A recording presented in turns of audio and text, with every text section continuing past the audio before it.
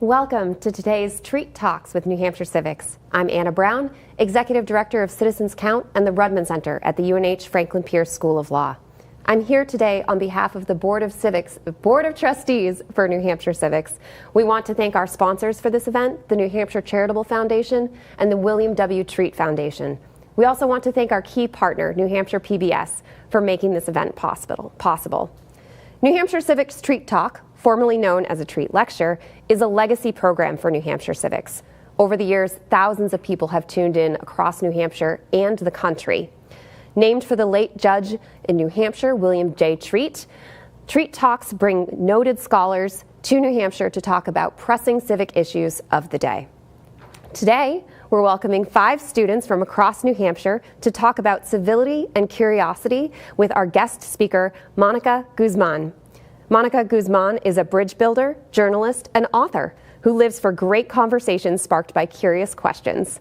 She is the author of I Never Thought of It That Way: How to Have Fearlessly Curious Conversations in Dangerously Divided Times.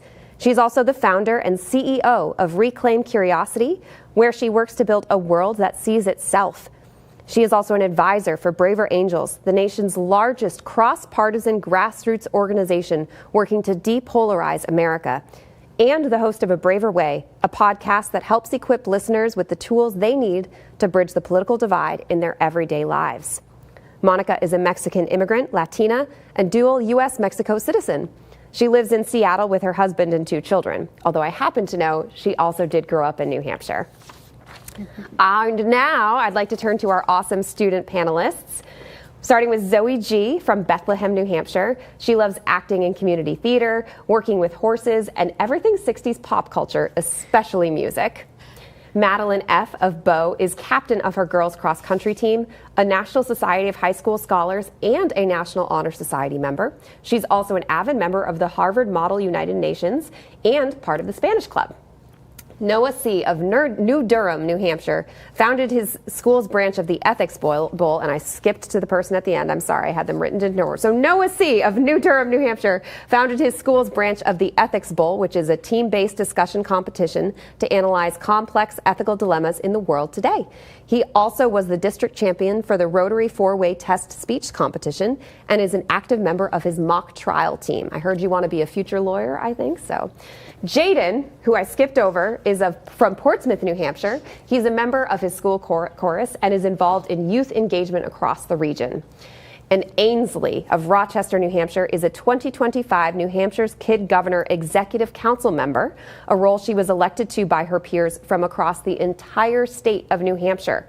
This year, she worked tirelessly to advocate for increasing recycling and eliminating litter in her community. Thank you all so much, and thank you especially to Mónica Guzmán for joining us. Hey, it's so wonderful to be here with all of you. Can't wait for the conversation. Okay, I want to start us off with an icebreaker question, since I know that we're all getting to know each other. And my question is this, and I will start with you, Zoe, work down the line, and then we'll end with Mónica. Would you rather have a snow day with no school or a sunny day in the middle of summer vacation, and why? I think a snow day, because there's that surprise element. So it's like you wake up early and then it's like no school and then you have the rest of the day to do whatever you want. All right, Madeline. I'm going to have to go with a sunny day because a snow day, at least where I live, is a risk of power outage and road closures. So. All right, Jaden. I'm going to also have to go with sunny day. So I think that snow days, they're nice in the moment, but then the next day it's just slurry, your shoes are wet, squeaky shoes for the rest of the day, freezing. I'm a much bigger fan of the summer. Ainsley. I'm going to have to go with the snow day because I definitely, the snow days, it's in the middle of December, and whereas sunny days, you already have a big break, and in the snow day, it's just like a surprise. Yes. Sorry. Noah. Gonna have to go with the snow day, because right. I love hot chocolate, and it's the only time you can have it. Can't have hot chocolate on any other day of the week. I understand. All right. Mónica, jump in for us. I will confirm that with my children, I let them have hot chocolate on snow days, but other days it's too much sugar. We treasure the sun here in Seattle, but it is hard to beat in my memory the mornings I would wake up in New Hampshire. I lived in Dover and Somersworth. and found out that it was a snow day and just leaped for joy and went and woke up my brother and said, we get to sled on Daniels Hill down the road. Can you believe it? So snow day, for sure, 100,000%. All right, and that's how we definitely know you grew up in New Hampshire. But we did have some sunny summer days. I'll admit I'm a sunny summer day person because I love the beach. And actually, when my husband and I met, he lived on the beach. So I think one thing that is true with all of our stories of why we picked this is we were pulling out personal memories and personal experiences. And I think that's an important way to start the conversation today, because this is true when you're talking across partisan lines so much. It comes back to your lived experience and how that informs what you're talking about. And we got to know each other a little bit better. Team snow day, team sunny day. But now we're going to turn to things more serious. And Zoe, I would love to start with you. What's your question for Monica? Okay, my question is that oftentimes when we're talking to people and we talk about politics, we assume it's a reflection on their views on human rights. And it's hard to learn to disagree with people who believe something so fundamentally different from you. And it's like, well, like, these are your morals, and how do we get by that and maintain relationships that way? Oh, yes. This is such a big question for everyone who's struggling across the political divide, and really any kind of difference is exactly that. There are two big categories of assumptions that we tend to make about people on the other side from us, people who disagree tremendously, and one of them is about their character. And we'll think things like, they must be crazy, they must be dumb, or they must be bad. And these are assumptions because our brains are conditioned to want to push away from anyone who seems so unlike us that we just can't grasp how they could have arrived at conclusions so different. But they are assumptions. And so when you catch yourself thinking that in the course of a disagreement, they must be crazy, they must be dumb, they must be bad. Notice that assumption. You don't know what's in someone else's heart. You don't know the path they've walked to their story. The other big category of assumption people tend to make in politics in particular, and a lot because of the moral reasons that you bring up, is the assumption that if you oppose what I support, if you're against something I support, you must hate what I love. And so it's a logical fallacy. And the logical fallacy is called, what you see is all there is. We tend to think that the same variables that went into us coming to our opinion and our conclusion are the variables that somebody else used. And so if they came to a different conclusion and you came to your conclusion for good reasons, they must have gone to their conclusion for bad reasons. Or you're missing their real reasons, which goes back to what Anna says about, can we get curious about the path people walked to their beliefs? And if we do that, we may discover that people have completely different reasons and experiences that figure into their view of the world. And knowing that that's a possibility can help give us the curiosity to ask the questions. Thank you. All right, Madeline, it's a conversation, but we're gonna start going down the line. Madeline, jump in. Okay, so my question is more about social media. So I know that a lot of people will post how they feel, but my question to you is how to respond to that, because the potential with commenting is that it could just start a fight, an unnecessary fight. And so what would you say to that? Yeah, social media is very tricky for many reasons, one of which is that the internet is sort of a non-place that makes us into non-people. We're on social media with just a couple of the many tools of human communication that we normally have at our disposal. We can write text and emojis and maybe include some images, but we can't look each other in the face. Sometimes we see avatars. We don't even see a real name, and the picture is like a cartoon. We don't even know if it's a real person. What if it's a bot or something? We don't know. And so these ways of having these elements taken away from our typical human communication make it easy for us to get lost in our own reactions. And Madeline, you said it just right. It's a lot about the emotionality of what goes on social media. We tend to be reactive instead of reflective and responsive. And so we get carried away by our emotions. I can't tell you how many times I've heard from people who tell me, I can't even believe I posted that. I don't know what came over me.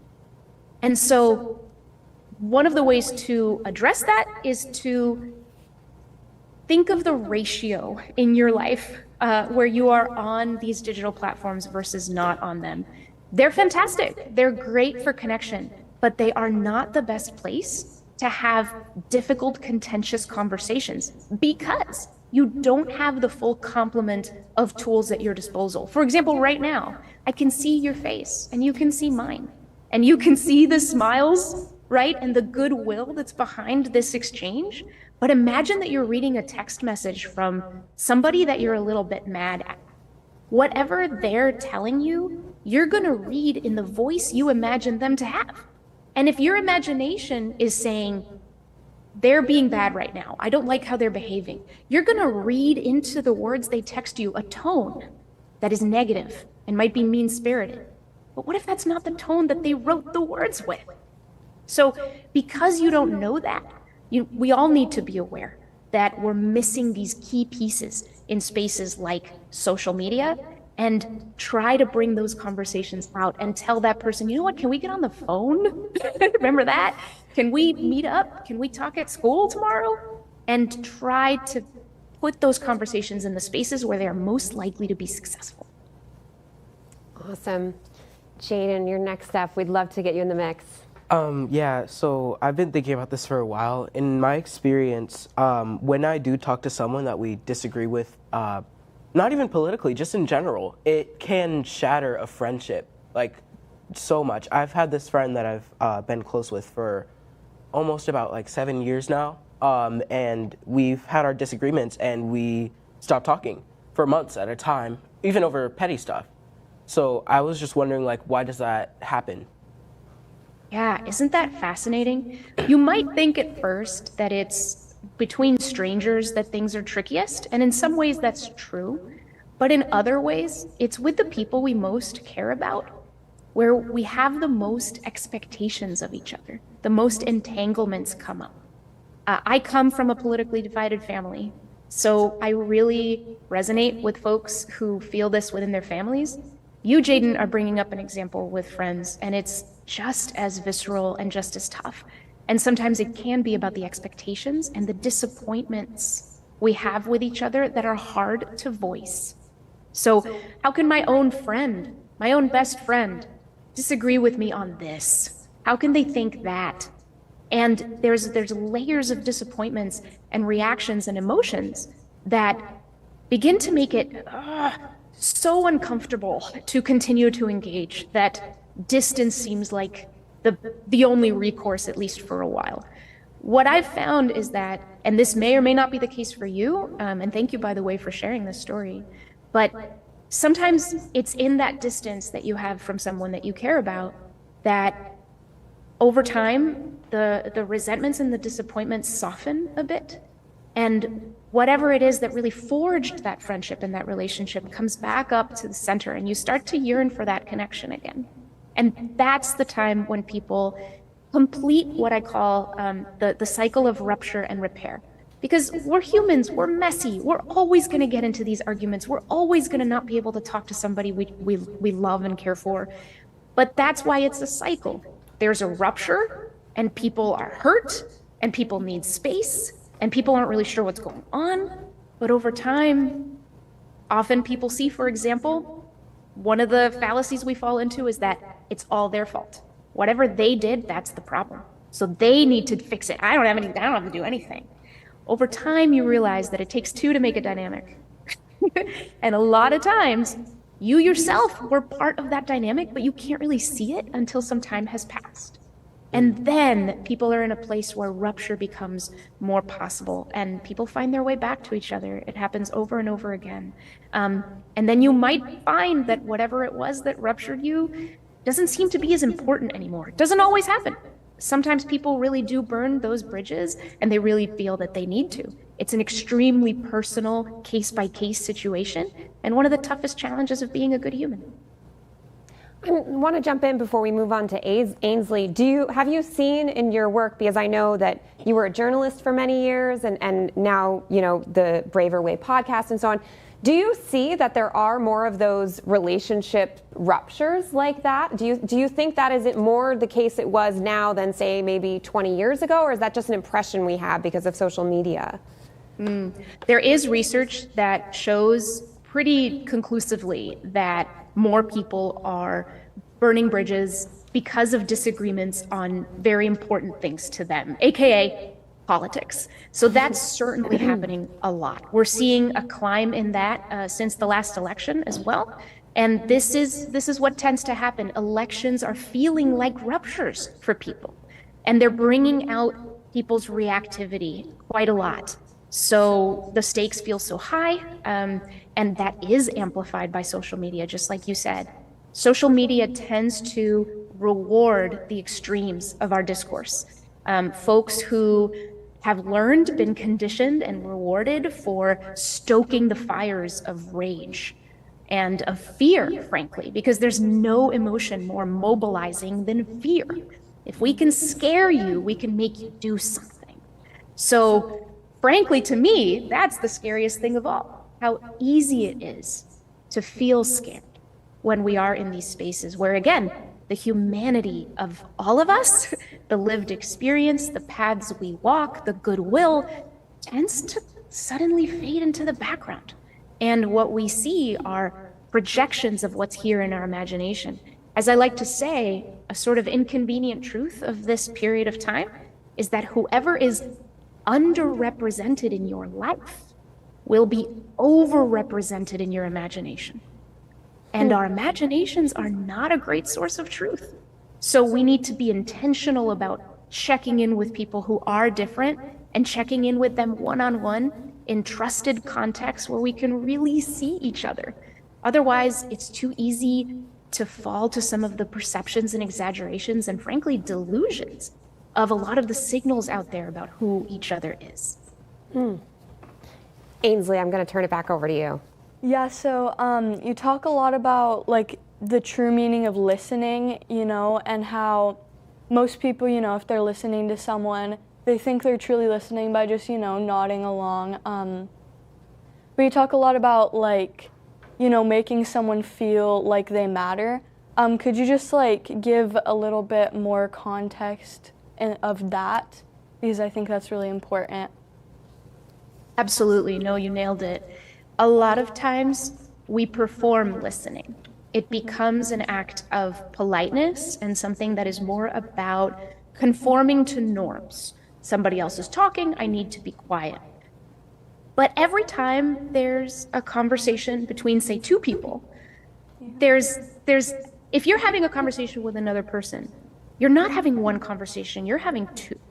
You're having the conversation with the other person, and at the same time, you're having the conversation with yourself. And so in order to listen, there needs to be a real attention on the other person. The conversation you're having with yourself at the same time needs to support that presence that you are working to achieve with the other person. That gets harder when what the other person is saying is causing reactions in you that are unpleasant or disruptive. If you start to feel like whatever they're saying means that you're wrong about something, your reaction will be defensiveness. And at that point, perhaps, your conversation with yourself as you're listening to this other person just talk about their point of view begins to practice how you're going to defend your point of view as soon as they stop talking. Right? So this is just one of the many ways that the conversation with yourself can become louder in your own mind than what the other person is truly saying. What can we do about that? In that circumstance, that particular disruption, it can be good to remember, and this is radical. You ready for something radical, Ainsley? Yeah. It's okay to be wrong. but it is. It's actually okay to be wrong. In fact, I'm going to blow your minds. Each one of us in this room, even though I'm in a room far away, is dead wrong about something. We just don't know what it is. We don't know what it is. So what is the real consequence of listening to someone and considering what they're saying all the way? And if you have the objection in you, listen to that, let it play out, watch your reactions, notice your emotions, but continue to listen. And then when they're done, what is the problem with silence? As you reflect on what's happening within you and how to voice it. There's no problem with that. There's no weakness in that at all. There's a strength in presence and curiosity. Wonderful. Noah, it's your turn now.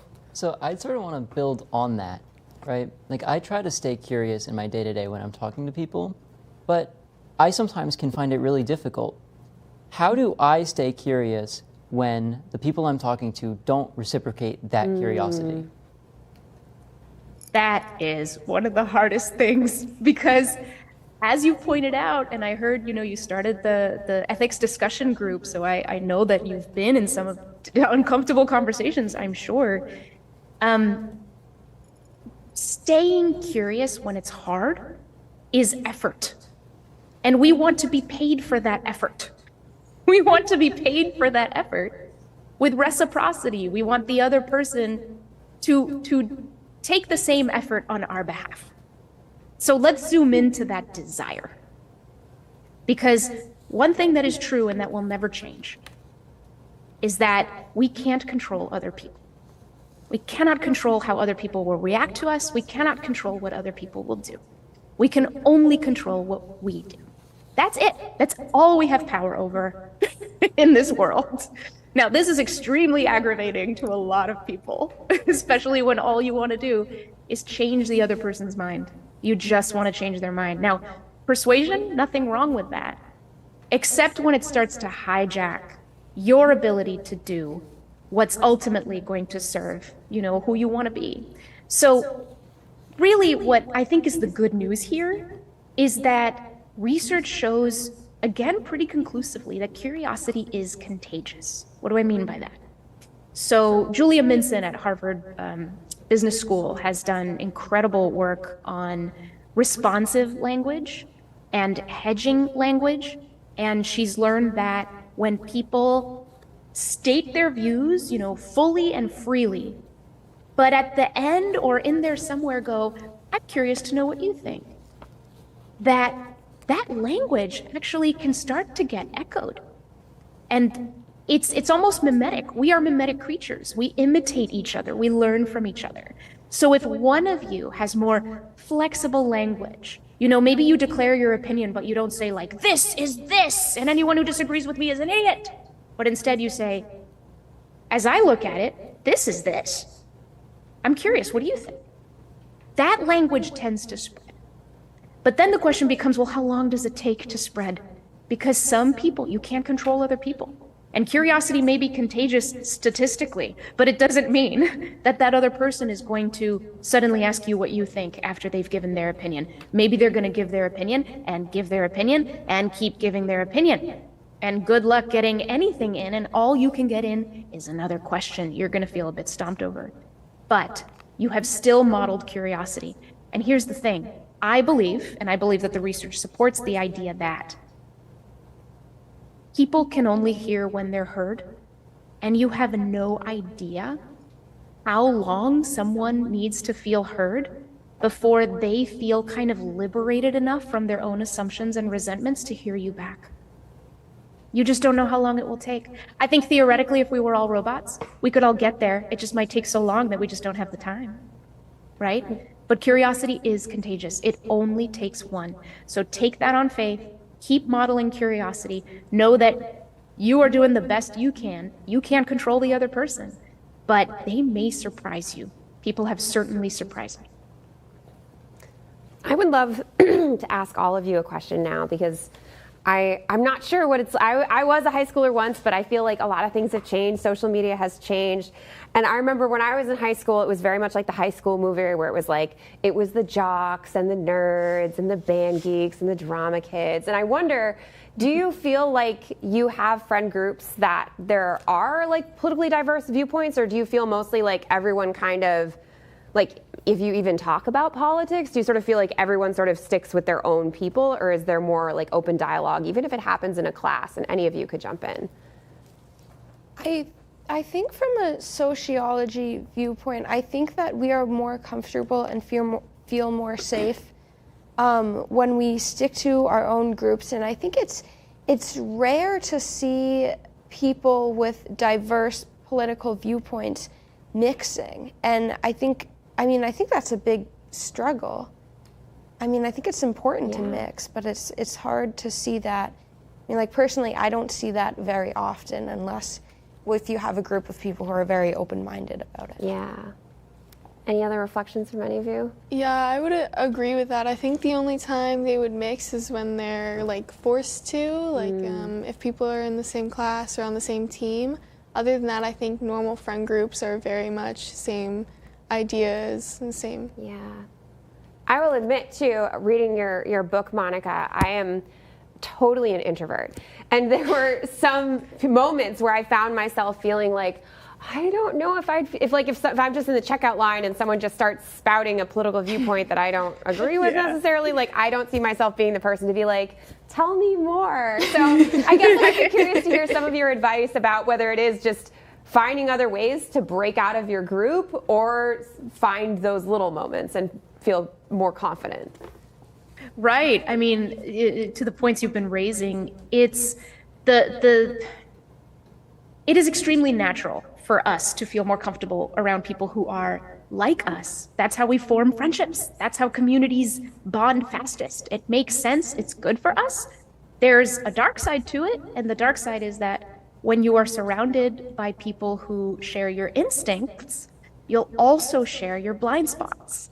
And if a society does that too much, without enough porousness, without enough collisions and serendipitous interactions between people who, represent enough of a web of difference, we will begin to fret.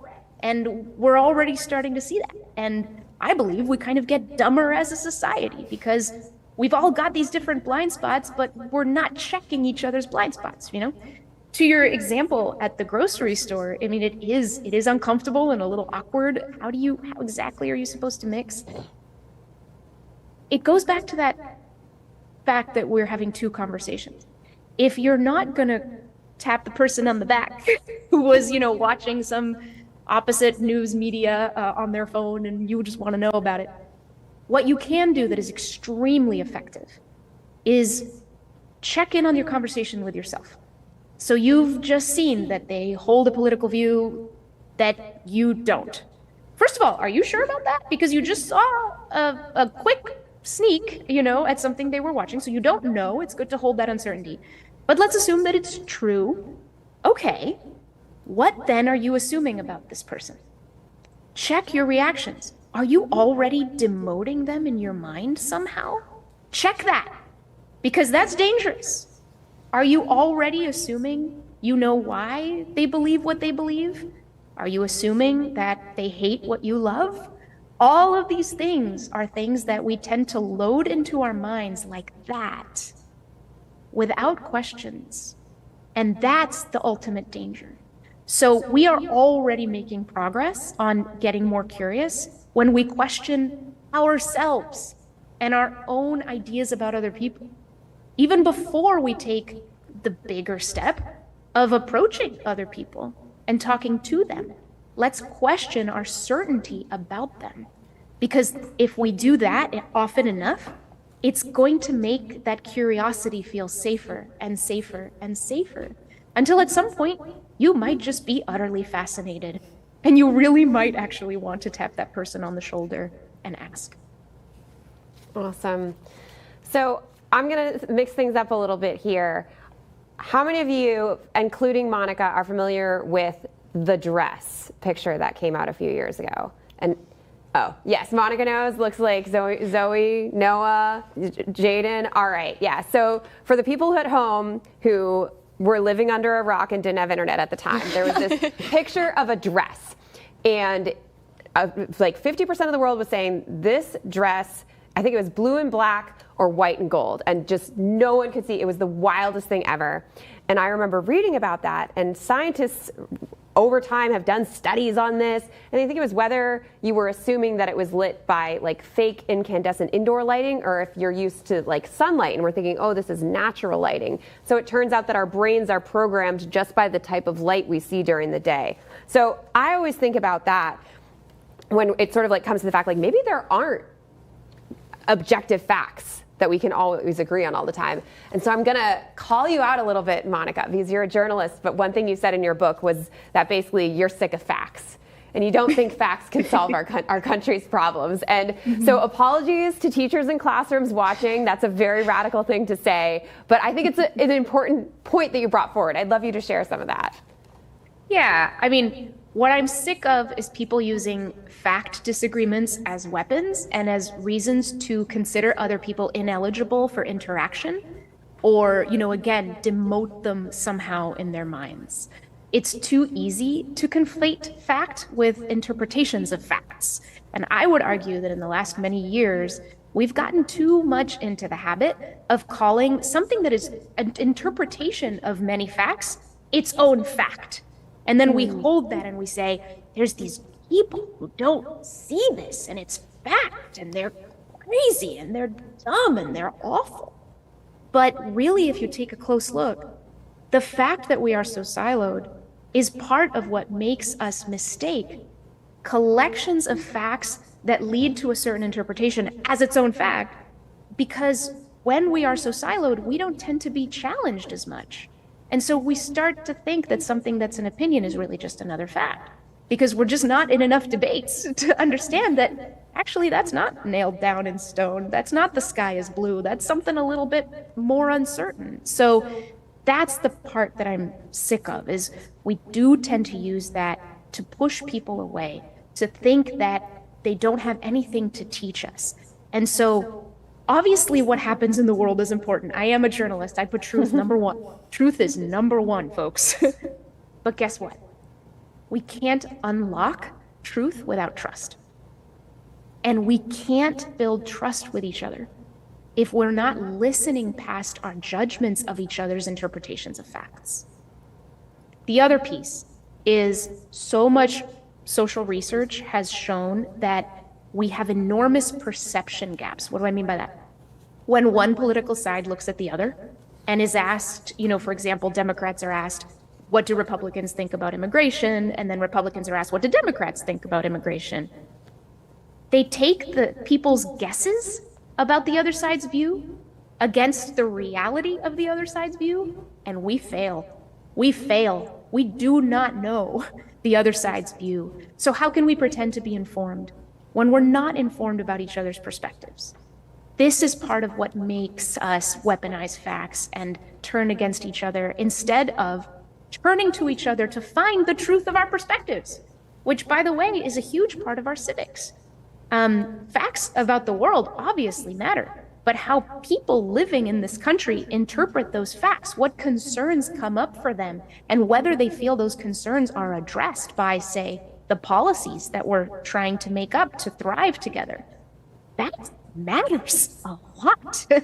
And so when we are failing our tests on that, we need to get a lot more humble about how we treat these things that we think add up to truth. There's the truth of people's perspectives we are ignoring. And if we can't get good at that, it's not going to matter how often you repeat the fact you think is set in stone. People are not going to hear you. They're not going to trust you. And you're not going to do enough to earn that trust. I'd love our students to jump in some more. Ainsley, maybe? Do you have another question? So I was wondering, so you talk a lot about bridging conversations, and bridging conversations, it, to me, was kind of like a hazy thing. Could you talk a little bit more about that and how to classify a true bridging conversation? Good question. Yeah, so a bridging conversation is one where you are reaching beyond some circle of comfort. You are going to a person or a conversation or a topic that feels like a risk in some way. because at minimum it might challenge a set of assumptions or beliefs that you yourself have. So these are bridging conversations because the conversation introduces a bridge to another point of view. Will you walk across it? Will you meet somebody on it and have that conversation? Will you find someone, to Noah's point, I think earlier, who could reciprocate your curiosity back? This is coming with a lot of risk. But the reward of these conversations, I think, is also kind of their signature. And it's why I titled my book the way I titled it. I never thought of it that way.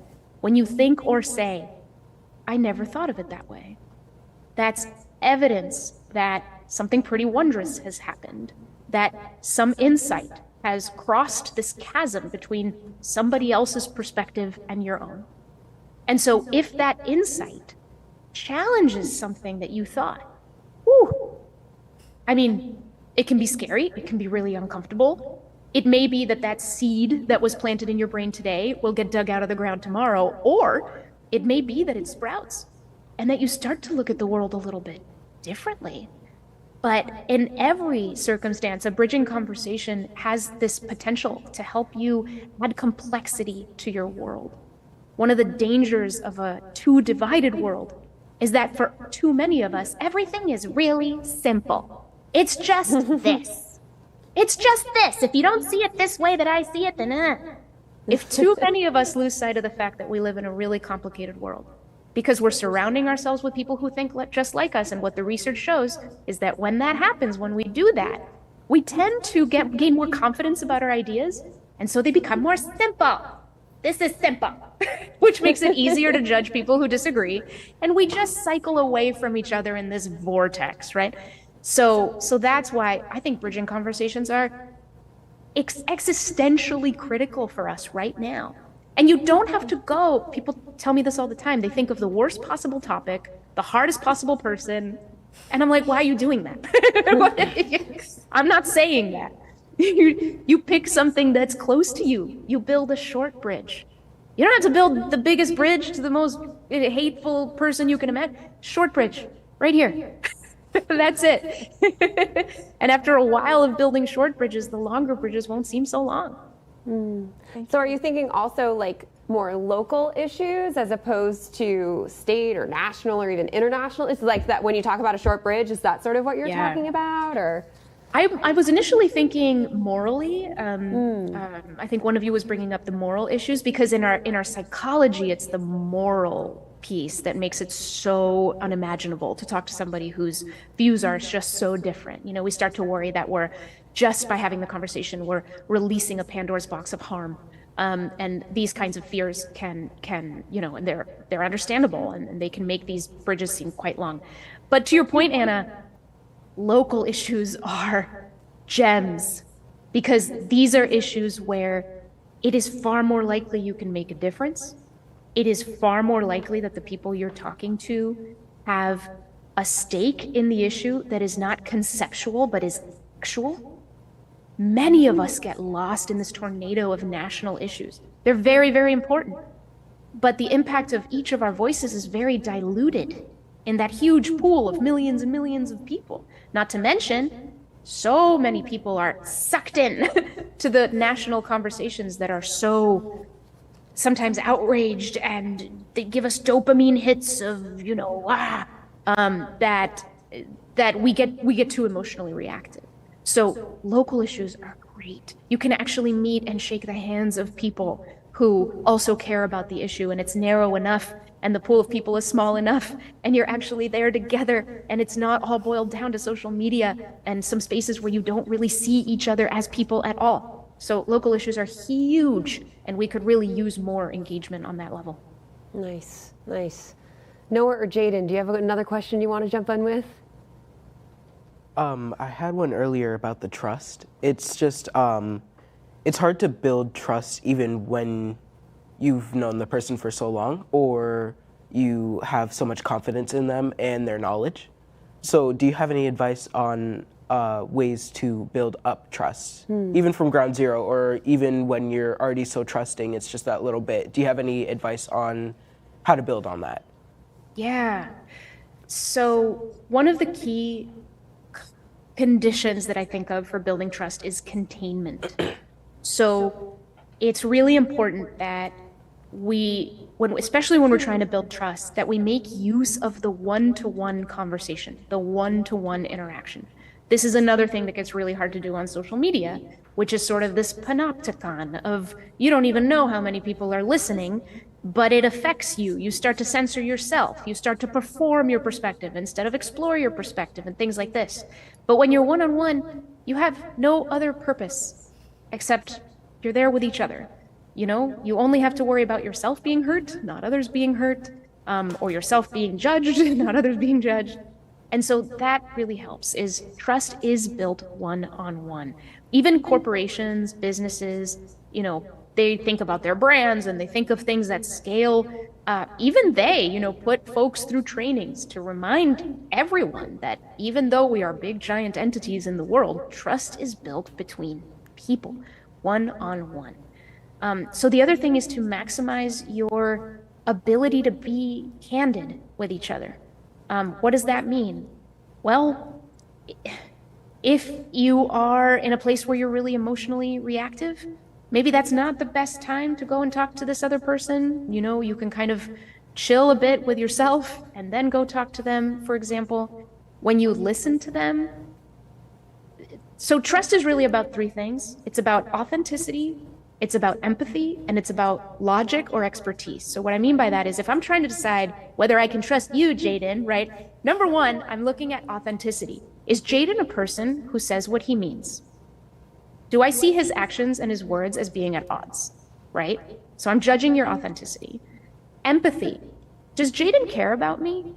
Earlier, Ainsley was talking about how listening is showing people they matter. That's what that means. When Jaden and I talk, is he just waiting his turn to speak? Or does he care about me a little bit, right? Am I sensing that sense of empathy? And then number three is logic expertise, which is, well, if I'm trusting Jaden to do something, is he any good at it?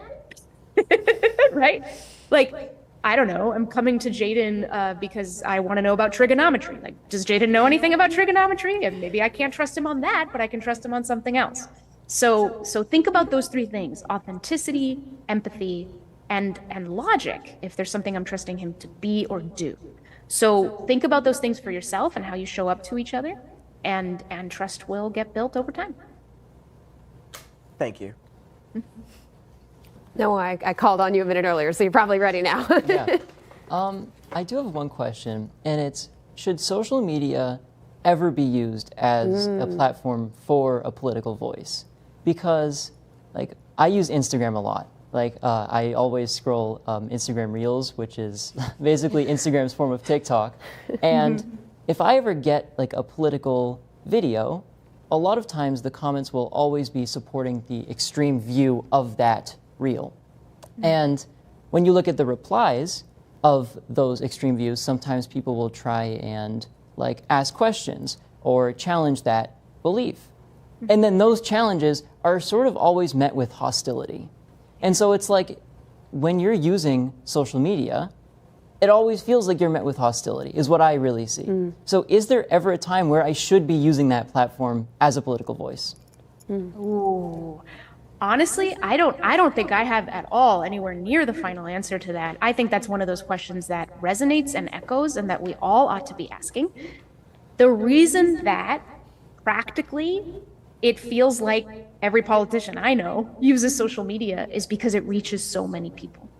And the potential benefit of reaching people with your message, because maybe most of them, and I think this is true, most of them will look at the post but not spend that much time in the comments and other things, outweighs the cost, the risks of all the misperceptions, all the hostility, all the assumptions of bad faith, and all the ways that that gets spun up. Certainly there are ways to mitigate all of this. I know social media accounts that have done an incredible job building an internal sense of community on their own page, where the comments are responded to with good faith, where the poster, the author, is actually championing those principles one way or another, and that helps. But it doesn't get rid of kind of the background culture that can come in at any time. You tend to see that when there's a viral spike on one of these social media accounts and things get out of control. It's happened on my Instagram account because I use Instagram and I know exactly the dynamic you're talking about. So, boy, in an ideal world, I really wish that we would mix it up more in person, because the fact that so much social media use and scale and reach is happening at a time where there's a loneliness epidemic and people are staying home more and people are looking at their phones a lot more. And all of this is just like, it's a perfect storm of something. So I tend to think, I really believe that our most charismatic and impactful and good political leaders of our future are going to be really, really good at navigating that. And they're not going to unwittingly invite bad faith, divisive, toxic stuff through, thoughtless actions that they do for the sake of their own marketing. But this is a really difficult thing to do. I know a lot of politicians, they're super busy. They're trying their best. and it's an uphill battle. It's an uphill road. That's a great question. Madeline, I think you wanted to jump off that. Yeah, I just want to ask if you're able to speak on the fact that the algorithm is going to push things that you interact with. So a lot of the time you'll see the same stuff with something you agree with because you'll watch the video and the algorithm will be like, oh, they like it, like whatever. Are you able to speak on how to like either diversify your algorithm or see other views? Yeah, I think that unfortunately is up to us, up to each of us. Right now, the algorithm cannot optimize for profit based on giving you a mix of things like I think our pluralistic society would prescribe. So it is up to us. And I think you named a big piece of it, intentionally diversifying your media. When something makes me uncomfortable that I'm coming across because I have an instant reaction to it that is negative, it's a good opportunity for me to stop scrolling and see if this is going to be a moment of challenge that I am going to give to myself. Now, I can't do this 100 times a day. I'm choosy about it, right? But if I run into those moments, that's an opportunity. I can hit pause and I can say, okay, this is making me upset. Why? It took a millisecond. What even is happening? And then my brain catches up. And maybe it's a headline, or maybe it's a reel, it's a short message. And then I have an opportunity to do the following. And this is a practice that I undertake to keep myself curious when it's hard. So I see a headline, I see something that represents what I know to be a popularly held view that is really not my own, that I do not like. I click on the article, I look at the video, and I ask myself two questions. Question one is, what are the deep down honest concerns informing this point of view? So that's a generous question. I can't be saying, well, they're just terrible people and they want to be terrible. I can't say that. I have to actually look at the people and say, okay, there's something here that they think is really valuable. Can I be still and can I listen to that myself? And can I sit with that discomfort to look for it? And then the second question is, what is the strongest argument on this side? And how could I express that argument in a way that somebody who holds that argument would look at me and go, yeah, you got it, exactly. That's exactly right. That's really hard to do. I learned how to do that as a journalist. It's really important to be able to understand a point of view the way somebody who treasures it understands it. It reminds me of a beautiful quote by John Stuart Mill, famous philosopher, who said, "He who knows only his side of the case knows little of that." So this is like reps at the gym. You've got to make sure that your brain is still capable of challenging itself. So anytime that something makes you uncomfortable, if you notice it, if you're not just running away with your emotions, right? If you notice it, you gain some power, you gain some agency, and you can diversify just by inquiry. This makes me wonder too, Monica, you have provided some really wonderful practical advice. I think that each of us can think about implementing it in our daily life and one-on-one, but it is also true, social media is designed to make money right now, and that means, rage clicks, I think, are a whole thing, right? I'm just wondering, do you think there is a role for some sort of government regulation or intervention? And I'll just add as sort of like local color, New Hampshire banned cell phones bell to bell in schools this year, and that's a major change. And maybe we can hear from some of you if that's made any interesting differences.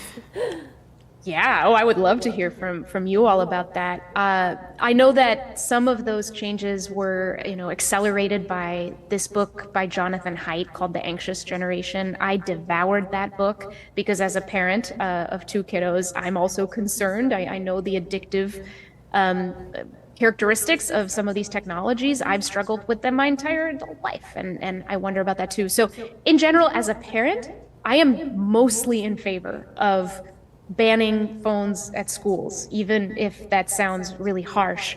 I just feel like sometimes we need to be really intentional and deliberate about giving ourselves that open space to see each other, to just be, to run into each other by the locker and say something, to not have our eyes on the phone and miss that moment with each other.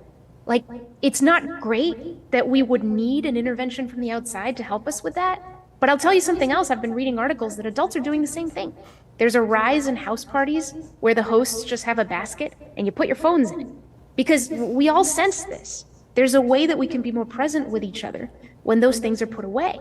That doesn't come from a hatred of the technology. The technology is wonderful.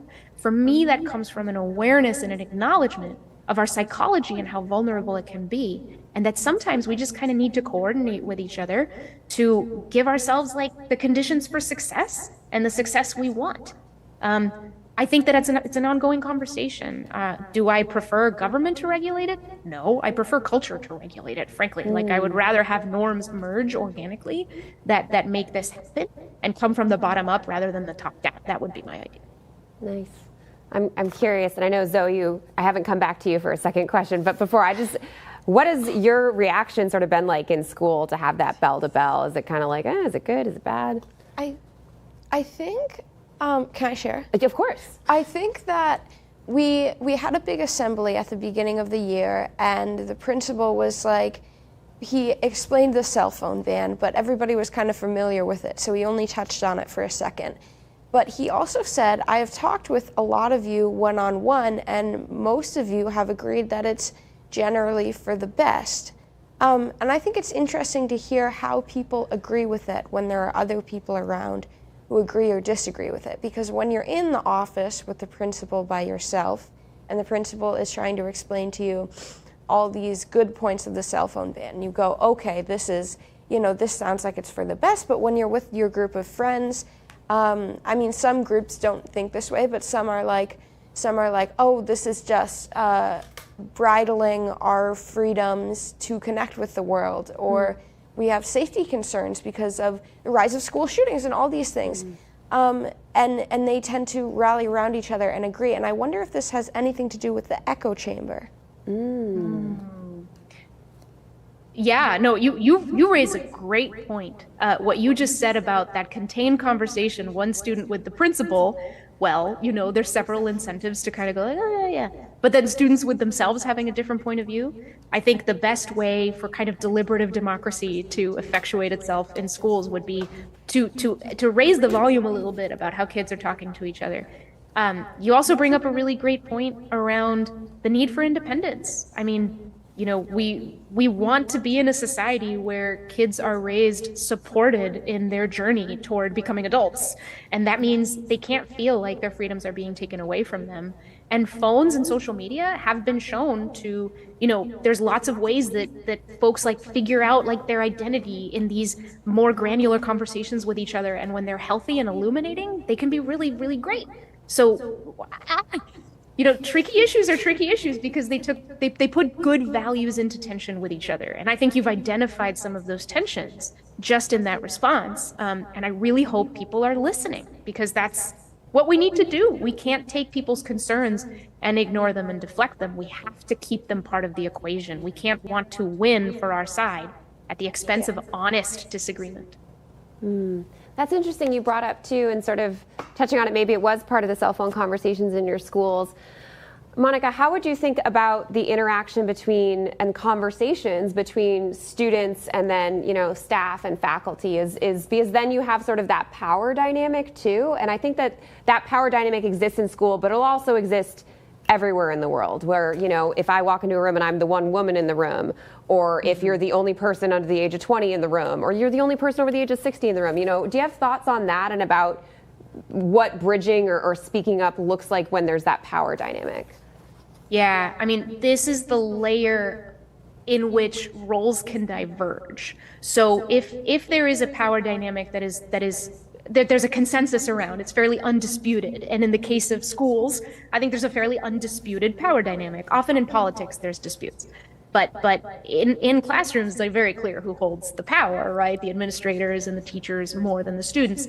So then the roles diverge, and whoever holds more power, whatever they do to model curiosity or incuriosity has more ripple effects, has more resonance, has more impact. So in other words, the responsibility to, create a curious environment falls to those in power a bit more. It doesn't mean that those who are not in power suddenly can just kind of do whatever they want and not feel that they're responsible as well for their own community. Of course they are. But it does mean that leadership has to lead in the right way. And there's so many surveys and research, it just goes back and back and back, that building curious organizations, curiosity up and down hierarchies is so important. So yeah, I think schools that are going to do the best job teaching the rest of us to navigate between these tensions are going to be the ones that listen really, really well to the student body and go out of their way to question their own assumptions and biases about we know best, because that's what tends to accompany power, is sometimes like a little bit of blind certainty around, well, we know best, we deserve our power, we're older, we're wiser, so those are just kids, what do they know? That's the thing to be most careful about, because that's not going to lead you anywhere good. Yeah. Monica, was there any question that you wanted to ask our student panels here? Oh my gosh. Where do you feel that more curiosity would do good in your own life? I'll let any of you jump in. Noah made eye contact, so I feel like Noah might be ready to answer. I'd say it's most important in school.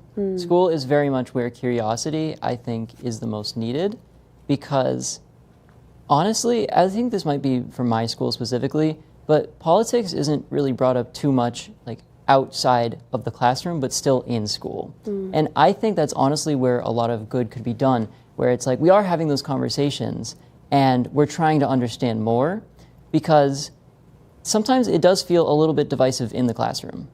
Like people who don't fully agree maybe with like the median belief in the classroom are too scared to bring out their views, right? Yeah. And so I think curiosity in that way could be the most beneficial.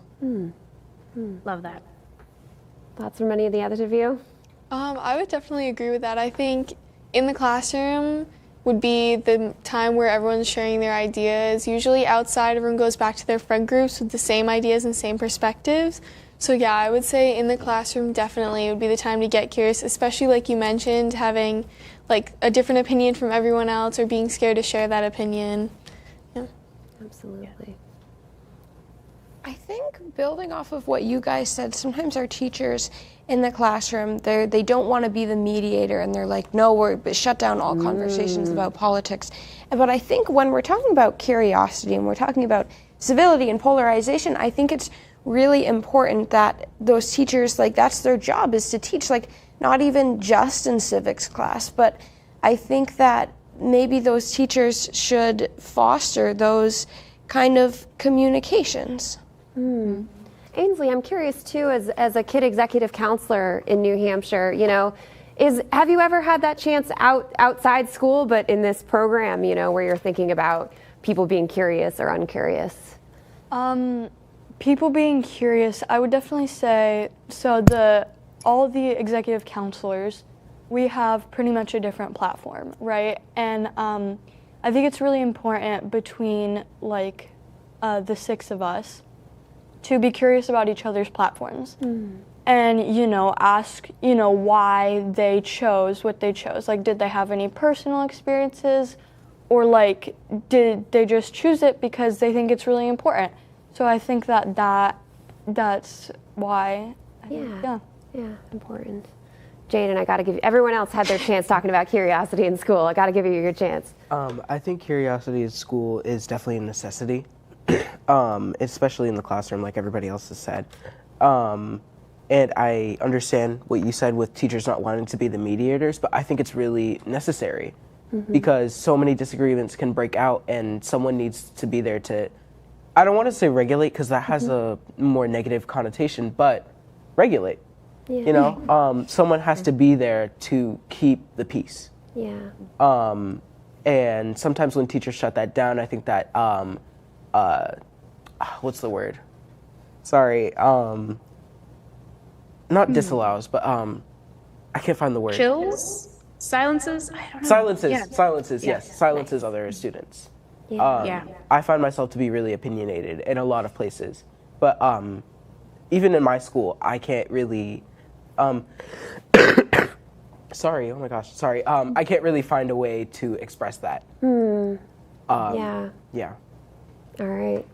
Well, I think, as you said, it's incumbent on all of us. And you guys right now are in middle school and high school, but before you know it, you're going to be the ones at the head of the classroom or in town meeting and so on. And I know Monica and I was so excited to have this conversation with you because I think it's that learning back and forth as part of that conversation. And so that's it for today's New Hampshire Civics Treat Talk. I want to thank Mónica Guzmán so much for joining us, and of course, each of our panelists, Zoe, Madeline, Jaden, Ainsley, and Noah. And to all our viewers, go be fearlessly curious. It's up to all of us to keep this conversation going. Yay! That was great. That was awesome. How fun.